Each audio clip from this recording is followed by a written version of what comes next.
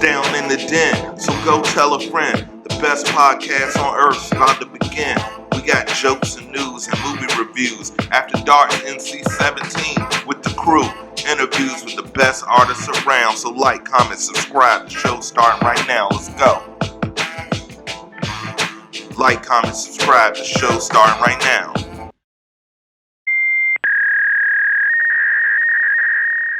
Welcome to Down in the Den Season 3, guys. Thank you so much for riding along with me on this journey. It's been nothing but love, and we are back. We're returning here to the Den, and we have an artist that we've had here before. He was more on the producer bag, but now he's returning in a new form. He's gone Super Saiyan 2 here. He's an artist now, so he's out of the producer bag, and right now he's on his artist bag, and we welcome back to the Den my guy, the incredible Devan Trey. Brother, how are you doing? Welcome back, King. Thank you, man. I'm glad to be back. And thank you for the shout out. I appreciate everyone tuning in, and yep, I was here as a producer before, I'm back now as an artist. So I'm excited, man. I'm excited to get into it, what caused me to make the leap over from, I'm still producing, but I've been recording too now. So yeah. Adding that another feather in the cap, like the other famous artists, producers, the Kanye's, the Dr. Dre's, the Puffies. You can do it both, and I love it, man. I love the sound, and we've been linking up. We did the first interview with a producer probably, I don't know, 6-7 months ago or so. And Yeah, it's been a minute. Yeah. that's what we do at the Den. It is a family. Always plugging the product, and we love what you've been doing.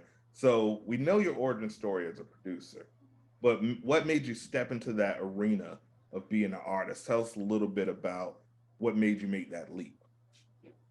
Well, I got myself a recording mic, but I didn't get that. I think I got myself a mic maybe several months ago.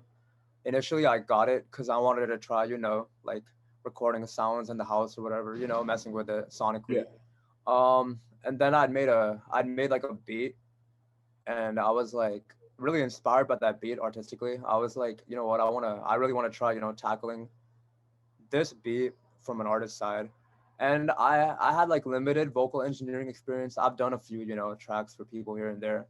So I kind of knew how to record myself, but it was mostly a process of really just getting into it and just like learning on the go. I didn't really go into it, knowing what to do. I recorded the song, or like my vocals for the song. I spent like a week, and that's Miami that I'm talking about, by the way. Out I now, spent like available streaming everywhere Yeah, on all out platforms. now on all Run those platforms. numbers up. It's out now on all platforms. Yeah, I'll shout that out later though. But Yes, back sir. to where I was getting at. So I laid down my vocals for the track. I don't know. I kind of came off of it from the dome. I didn't really write. I just I went with the vibe of the beat. Like the vibe of the track itself is kind of like dreamy, kind of like an escape. Yeah.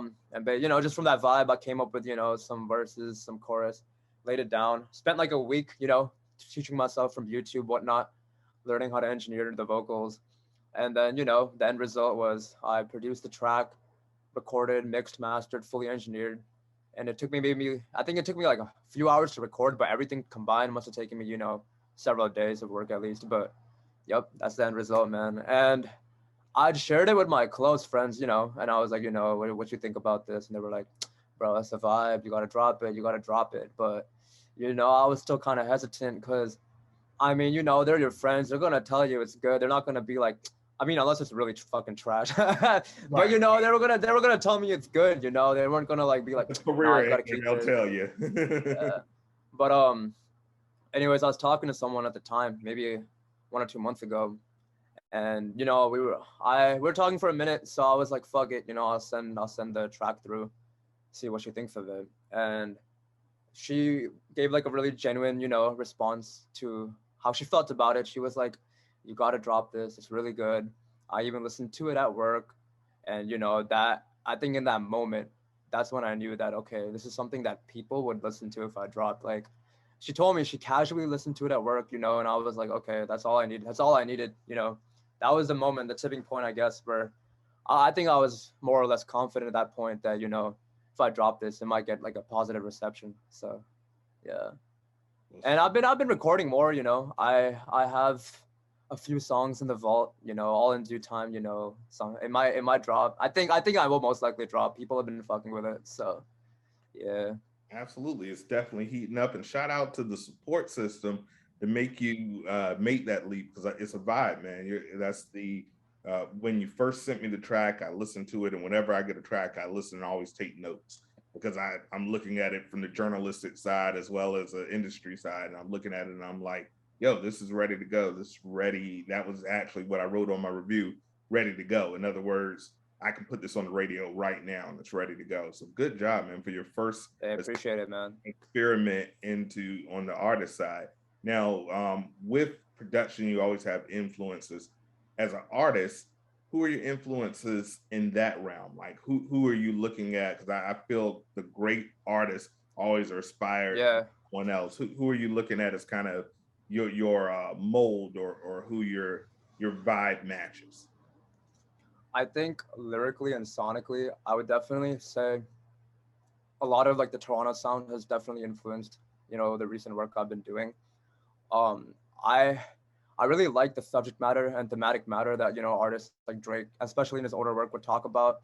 It was pretty relatable, and I think through my music, I want to be a storyteller, and I want to tell a story or paint a picture that isn't that is a depiction of my life to an extent, but also something that other people could relate to, if you know what I'm getting at. Absolutely. So in that regard, I wanted to talk about stuff that's slightly personal, but also relatable, also just drawn from my life, much like Drake has done in his earlier work, and a lot of the subject matter, like woman problems, like insecurities, like feeling kind of like like you have no sense of direction or purpose, feeling alone. Those are all like thematic elements of or subject matters that artists like Drake, The Weeknd, other R&B rappers, Bryson Tiller have all talked about. And R&B really is my favorite like type of music. I love all hip hop. I love all styles of hip hop, but specifically R&B has always held a special place in my heart. And that sound, that like dark, I guess dark Toronto sound, that's always been like really a big heavy influence for me. So yeah. I can definitely hear that, and you're absolutely right. Those themes are something that are universal. It Hmm. transfers to age, sex, gender, orientation, whatever. We all want to be loved. We all feel insecure. We all have loss. We all Yeah. have heartbreak. So it's something that we can all tap into. Absolutely. Now, tell us a little bit more about this Miami banger. I know you. Tell me the whole whole story about how this came together, and this single release, and how it's been for you. I recorded the song at my apartment in SoCal. I have an apartment in Santa Barbara, and I have a little, studio set up there or whatnot, just a bedroom studio. I recorded it when I think I have a roommate. I think he was out of town. He was in LA for a few days, and I had the crib to myself, complete silence, complete, just peace. And I was like, fuck it, time to get creative. That's when I recorded it. As for the whole process of dropping the song and whatnot, I used DistroKid to drop it, and I created the cover art on my own. All the promotional material, all the content, everything I did on my own. And I think the reason I was able to do that was I've been developing my, business skills, my marketing skills, my content creation skills for a minute now, because as I've been a producer for a minute. And really, I just had to take the same, traits from that side, apply it here. And yeah, that's how it came along, And I dropped it on all streaming platforms. I wanted people to be able to listen to it wherever. I dropped a slowed and reverb version on YouTube because that's like that's a thing that people really fuck with these days. And I'm gonna in the coming weeks I'm gonna drop a lyric video for it, probably a visualizer. And if it gets enough streams, I think I really do want to do a music video. So we'll see. Love it. I love the vision. I can see the vision. And definitely, we've actually added the reverb version to DITD radio. So, mates, if you Appreciate want it, to go ahead and bro. check that out on DITD radio, run those streams up. We only put the best hits on DITD radio. So, we did add that Yes, early sir. today. Yes, sir. Now, being an artist, being a producer, what do you find it easier, stepping into the artist bag, or is it different? Is it the same? Or is it one mode that you just feel more comfortable in? Which side feels more comfortable, or is it equal? Do you see them as just extensions of each other? Um, it's a good question. I think production for me has always been something I'm more comfortable with because when you're a producer, you're controlling the sound sonically, but you're still behind the scenes in terms of like the public and like how personal you want to get with it. As an artist, you're opening up more, especially if you're storytelling. You're really being intimate with the general population because your music is out there, everyone can listen to it, and it's something that definitely took more time for me to step into, become comfortable with. But now I'm finding they're more or less equal because I've been recording for a few months now, and honestly, being vulnerable and honest in my music, I think initially I was scared that it's like I'm being too personal about my own life. I'm opening up too much, but now it's more like it's been more therapeutic for me, if you will. I really enjoy drawing from my own life experiences to create music because I feel like my story is relatable. I'm only 20, but I mean I've seen some shit, So Sure. in that regard, it's been good. I think I was scared before, but now it's more. I'm glad. I'm happy. Like I can take whatever experience I have, whatever pain I'm feeling, whatever emotion I'm feeling, put it into a song, and having people react to the song with their own emotions. That's a very fulfilling experience, I think. So yeah. Absolutely. Sorry, that And was kind of a long that was a long answer. no, My that's a bad. great answer. And the good news, by getting your artist badge so young, Yeah. hopefully you'll have a long and lengthy career. You get to see that evolution. I love seeing someone like Chris Brown that started at 16 versus now, or Drake that started at Yeah. versus now, and see that growth. So it's awesome that you had the Yeah. bravery. Definitely. Yeah. It's working for you, brother. It's definitely working for you. So is the goal right now? Are you just kind of feeling your way around and releasing singles and testing the waters, or is there a goal for a project forthcoming, maybe an EP or full length project? Do you have any uh, goals for that in the future? My goal right now is I have three more singles I want to drop, and I already have the order for in which I want to drop them. And the reason for that is I have like a storyline behind all the songs. They're all kind of connected. Um, Eventually, I would like to do a project, but again, just kind of depends on the reception, how these songs are received by the public, and if there's a desire for people to want to listen. But yeah, I think if I don't do an album, I'll definitely do an EP eventually. So I love it. I love it. Now, I obviously we don't want spoilers. We don't want you to give anything away. But I love. I'm a sucker for a good concept. So I love the idea of a 3 or 4 song story arc. Can you give us a little taste without spoiling too much of where we can yeah, expect this story to go? well, so Miami, I can give you the general theme of each song. Okay. This song Miami is about desire. It's about desire for a life that seems like paradise. And in terms of the song, I don't view Miami as just a city, but I view Miami as in general like that lifestyle. That kind of it looks like paradise on the outside, but in the song, I have lyrics, talking about fuck around, she called me basic, baby, let's just face it. I have other lyrics talking about, um, how I'm ignoring everyone who thinks I'm like self-absorbed or whatever.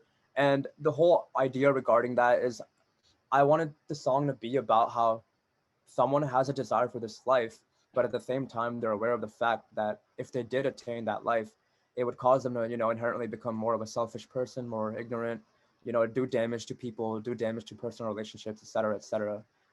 But at the end of the day, the person is in a position where he would be okay with all of that just to have that life. And that's really the concept of the song.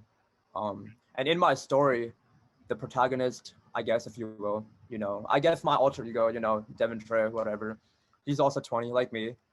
He has dreams of doing music. He has he has a past, and he just kind of he wants to forget his past. He wants to escape where he is at right now in life, and he wants music to be his route to achieving that quote unquote Miami paradise type of lifestyle. But he knows at the same time in the song that doing so will cause him to, become more of a selfish individual, et cetera, et cetera. So yeah, that's Miami.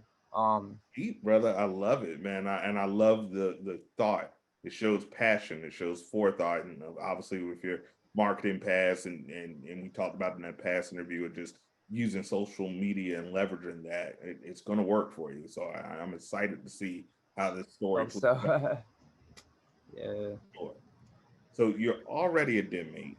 That's already done. You've been a den mate for a while now. You're officially stamped. But because you're a two-time guest, we're gonna get that super rare ultra double stamp. And how we're gonna do that, we're gonna play a little game. And this game that we play is called If You Don't Know, Now You Know. Baby, baby. Shout out to the late, great, notorious B.I.G. This game is brought to you by our sponsors over at Poddex.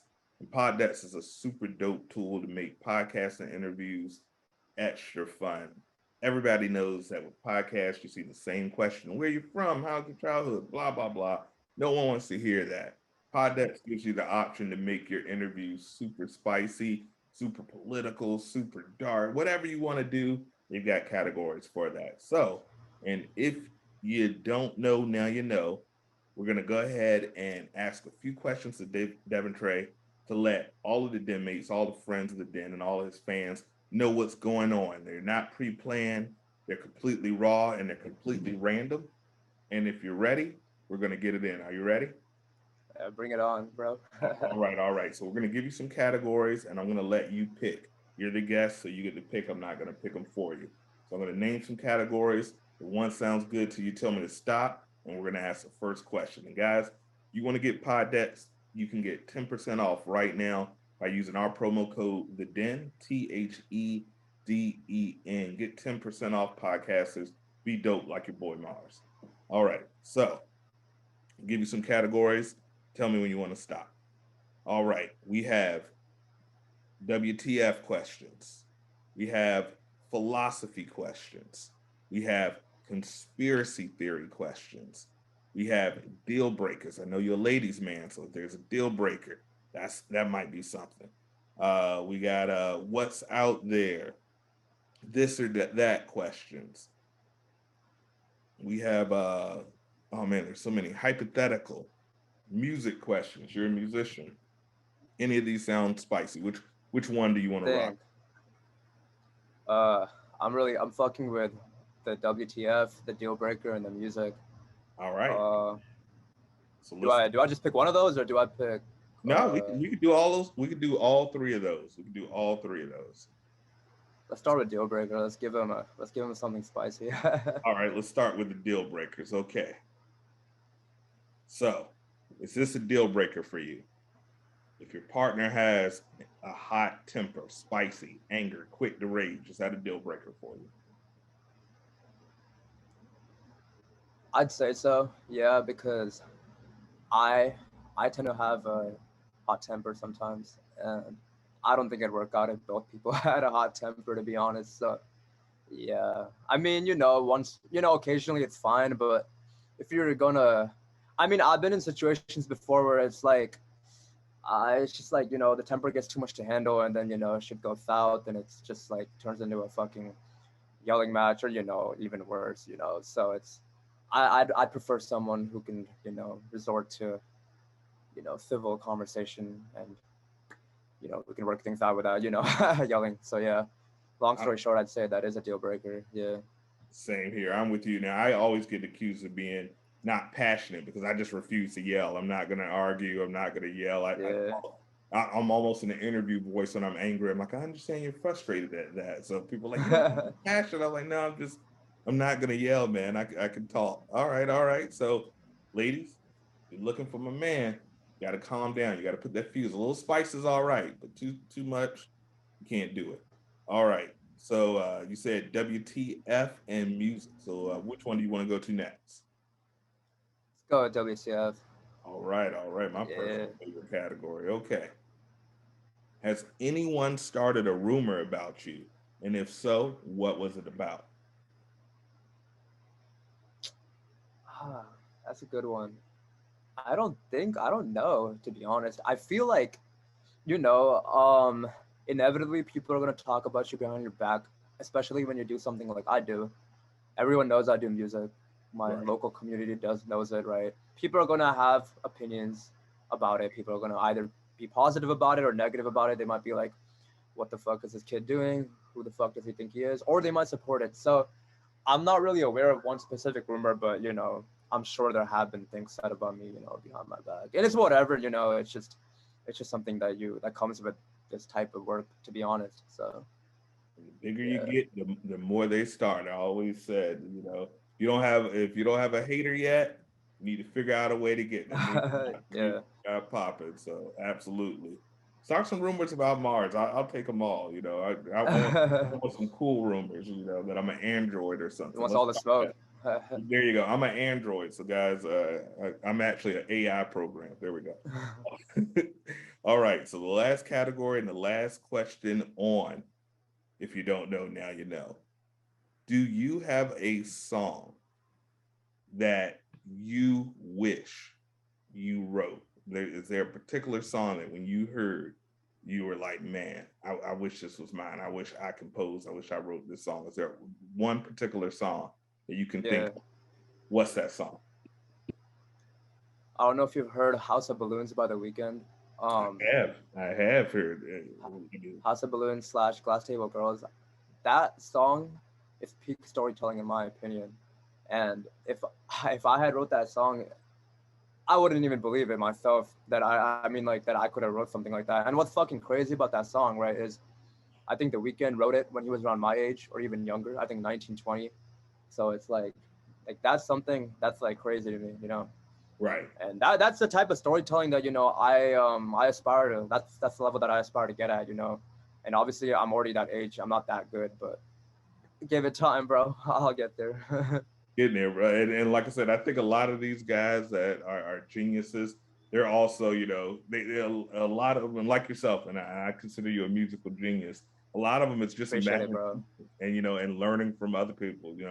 A lot of people talk Yeah. about Confessions as one of the greatest R&B albums, and none of that was Usher's real story. You know what I mean? That was somebody else inspiring. So that's another thing with artistry. People are like, damn, who did Usher knock up? Nope, nope, it wasn't anybody. It's just somebody else's story. So that's what artists Yeah. do, man. Great artists. So Devin, brother, thank you so much. Like I said, I love you as a producer. I love you as an artist. I love you as you're a scholar and a gentleman. So thank you. You're a student in the Thank you, game. man. Appreciate We it, bro. need more artists like yourself.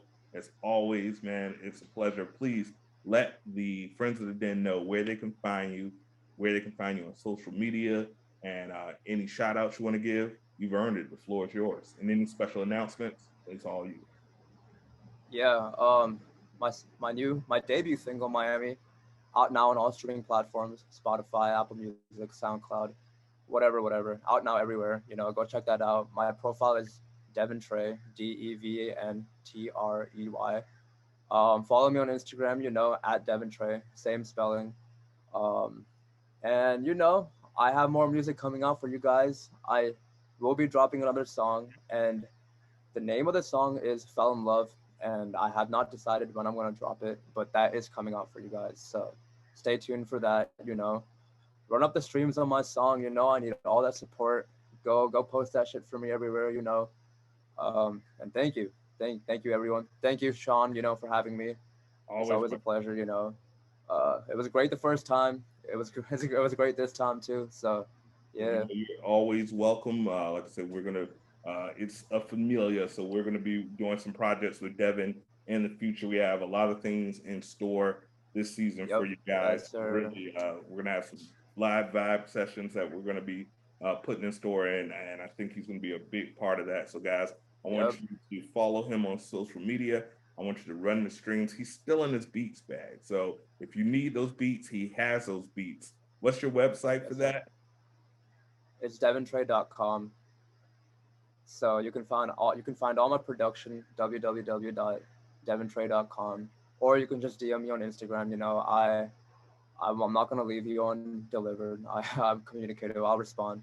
I got you guys.